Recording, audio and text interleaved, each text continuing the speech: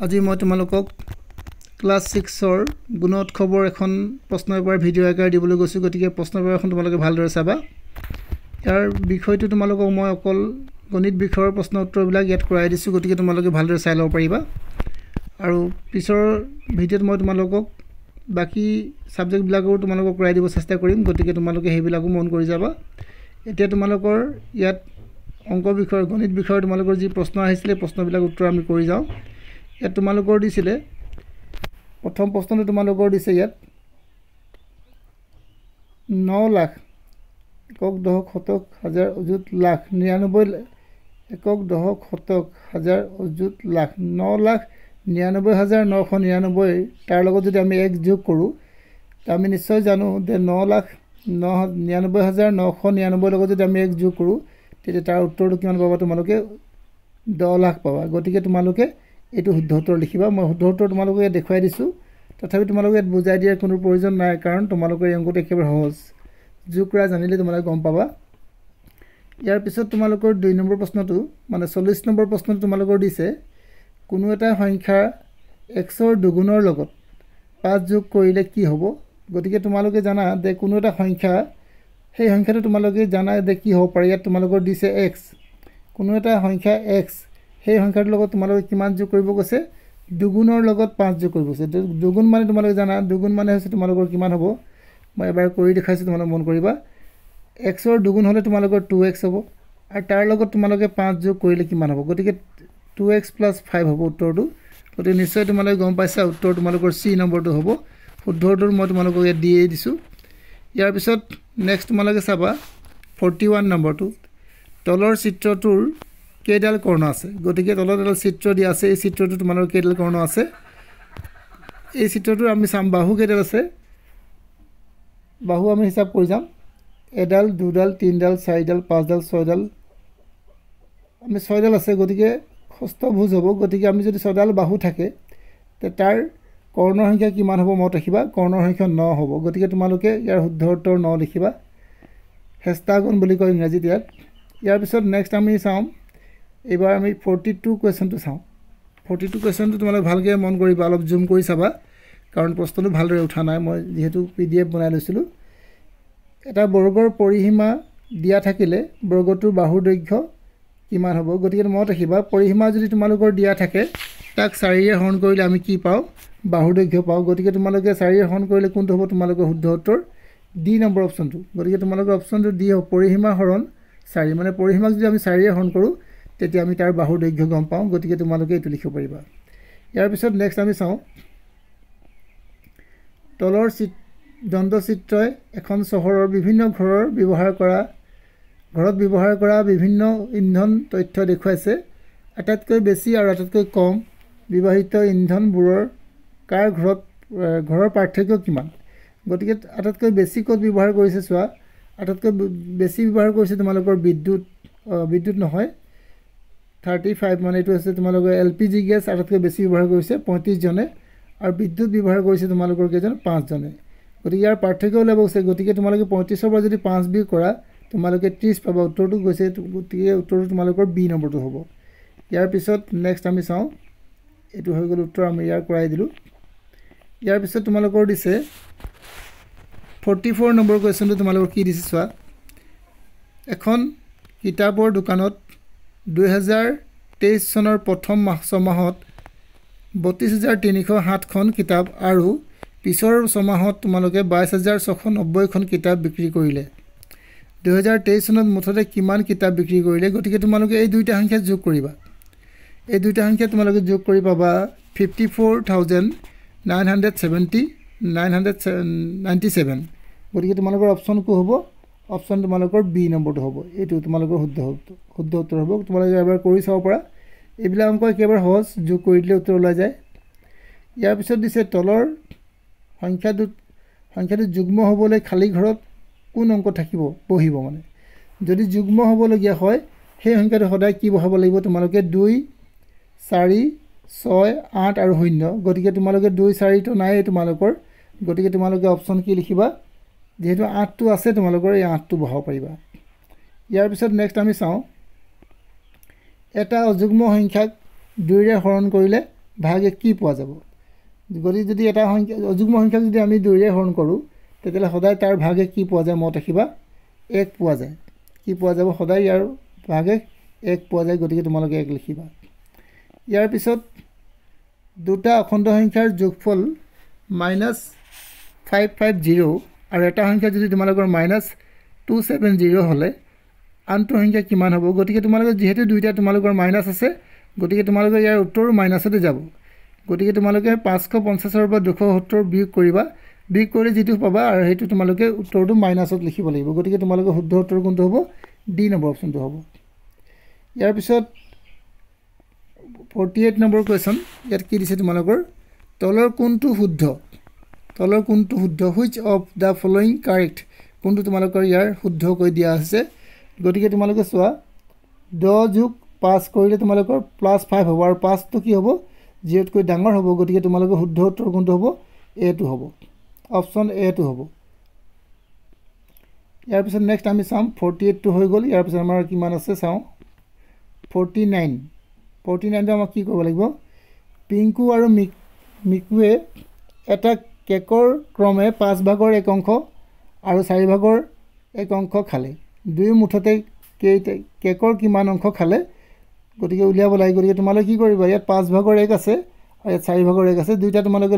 যোগ কৰি দিবা যোগ কিদৰে কৰিব পাৰিবা এবাৰ তোমালোকে ইয়াত চাবা মই ভালদৰে তোমাক ইয়াত কৰাই দিম চাই যাবা বহিখন এই তোমালোকে ইয়াত স্ক্ৰিনতে মই কৈ আছো প্ৰথমতে তোমালোকে 5 ভাগৰ 1 কৰিবা 5 ভাগৰ 1 আৰু যোগ দিবা তোমালোকে 4 ভাগৰ 1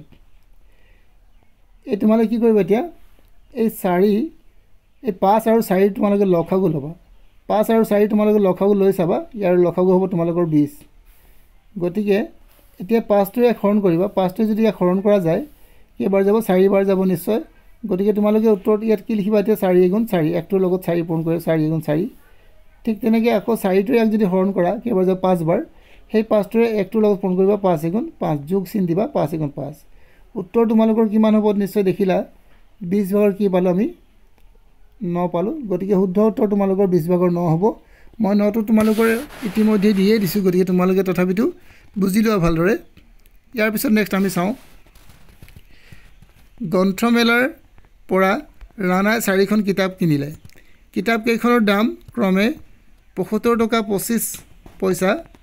205 টকা 50 পইচা আৰু 400 টকা আৰু দিছে তোমালোকৰ 213 টকা 60 পইচা 4খন কিতাপৰ বাবে ৰাণাই মুঠতে কিমান টকা খৰচ কৰিলে গতিকে তোমালোকে গোটেইবিলাক সংখ্যা এবাৰ পাতি ল'বা এই গোটেইবিলাক এবাৰ সংখ্যা পাতি ল'বা তাৰ পিছত তোমালোকে যোগ কৰিবা যোগ কৰিলে তোমালোকে পাবা 994.35 টকা পাবা গতিকে তোমালোকে অপচন কি হ'ব ইয়াৰ শুদ্ধ উত্তৰ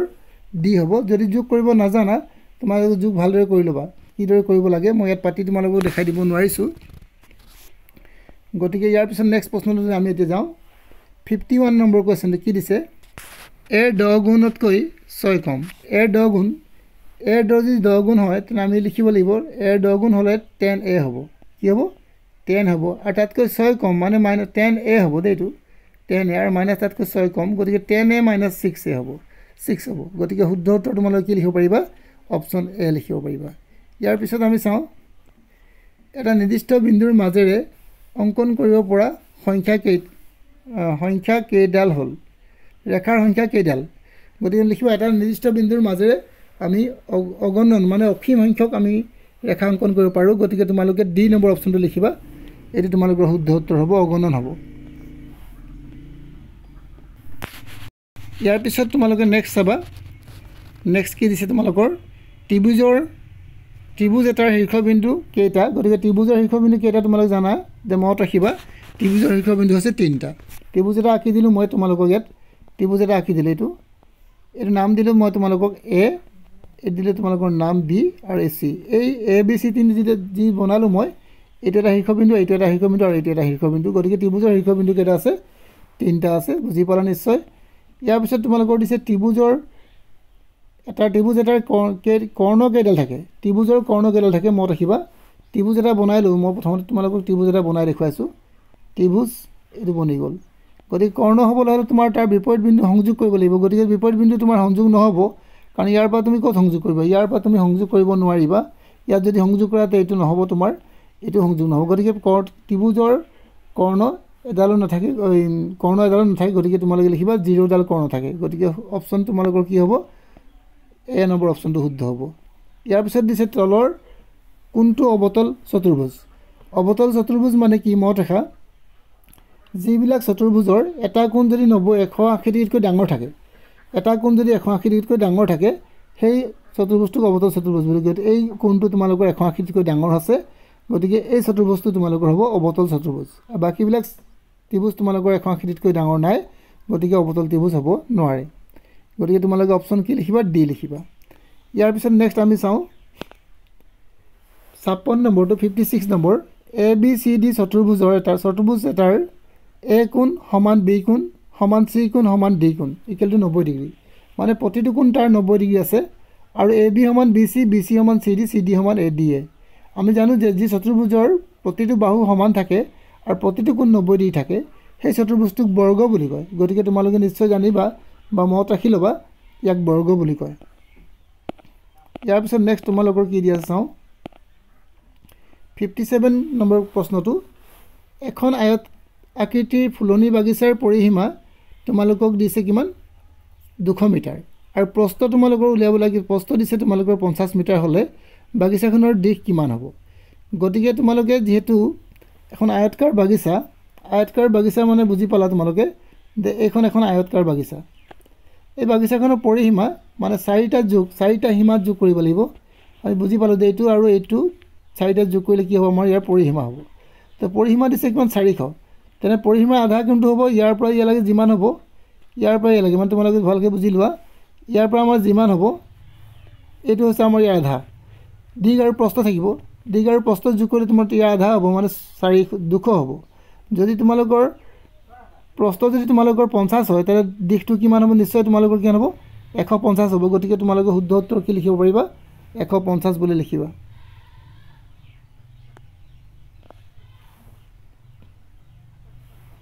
ইয়াৰ পিছত নেক্সট আমি চাওঁ এবাৰ 58 নম্বৰটো কোনো এটা শ্ৰেণীৰ গণিত অসমীয়া বিজ্ঞান সমাজ বিজ্ঞান আৰু ইংৰাজী বিষয়সমূহ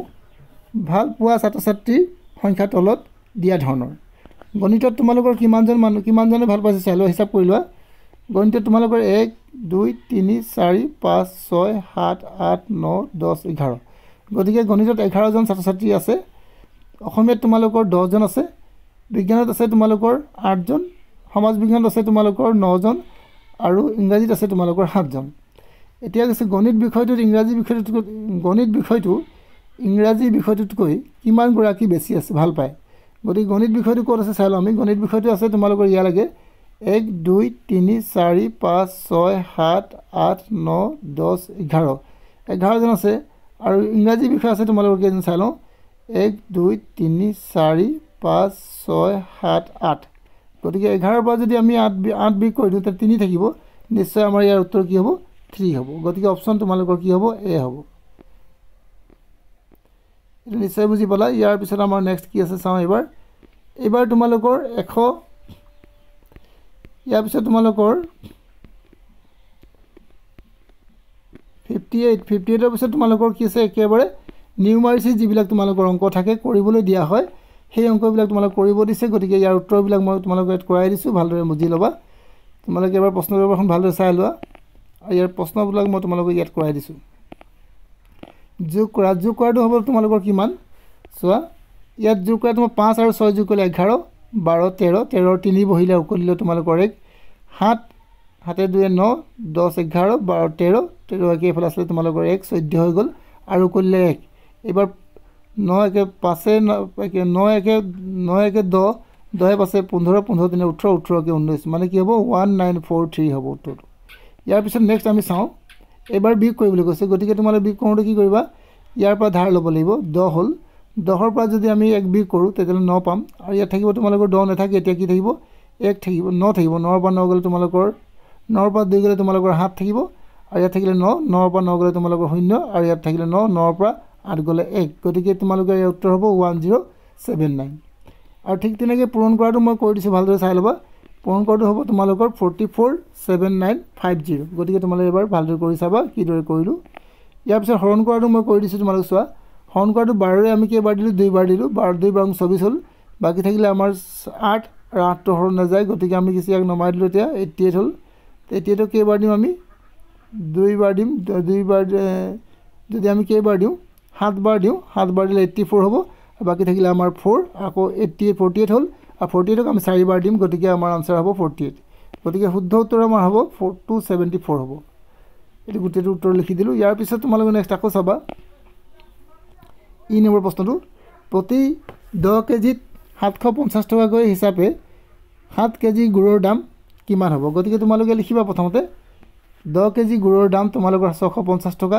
1 কেজি গুড়ৰ দাম নিশ্চয় তোমালোকৰ কম হ'ব মানে তোমালোকে 10 ৰে হৰণ কৰিবলৈ 650ক তোমালোকৰ 65 रुपीस পাবা তেতিয়ালে তোমালোকে লিখিবা এতেকে 70 কেজি গুড়ৰ দাম কিমান হ'ব 70